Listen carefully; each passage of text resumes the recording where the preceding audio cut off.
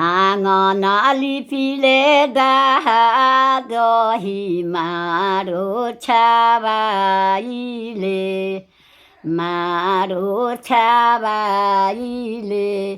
ऊपरे झरुखा चढी भैया निहारेले बहिनिया नाही आवेली अवतारिए धनी अवतारी बाबा के दुलरुई गरब जनी बोलहुए अवतारिए धनी अवतारी बाबा के दुलरुई गरब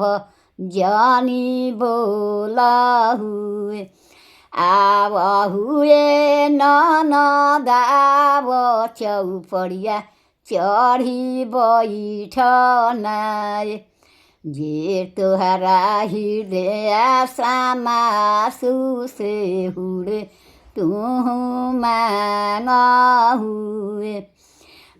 गावतानिए भौजी गावतानी गाई के सुनाइले अपना के मांगिले चुनरिया बालाका वाके हाँसुलय प्रभुजी के चढ़ने के घोड़ा बाहुलसी घर जाइबी कहाँ में पैब चुनरिया बालाकावा के हाँसुलय कहाँ में चढ़ने के घोड़ावा नौजी तू गावहुए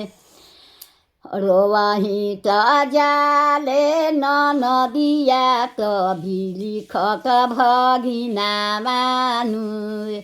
बिलिखत भगिना मानु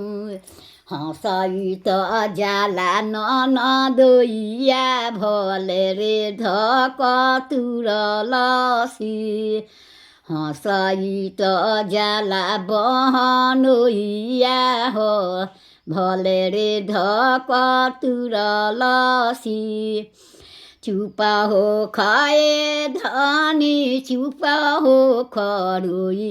जानी मरहुए जाए राजा के न करिया दरबल लेइब अपना के तोहरा के किनब चुनरिया बालकावा के हाँसुलय अपना के चढ़ने के घोड़ावा नैहरवा तू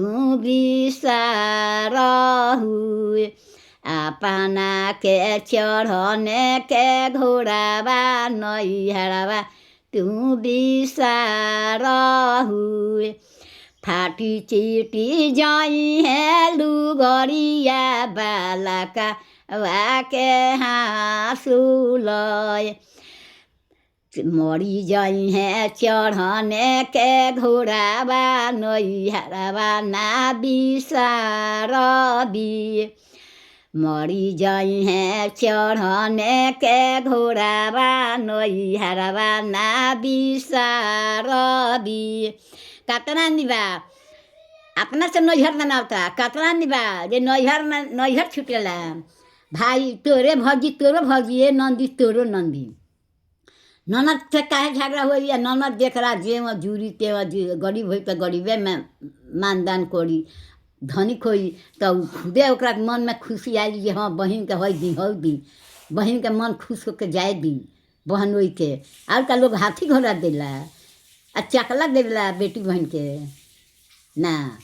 बात करके एगो बहतर बढ़िया दी उहे न लौकेला देह पर कि मोटरी लौकेला वरनी या करनी के पूछता।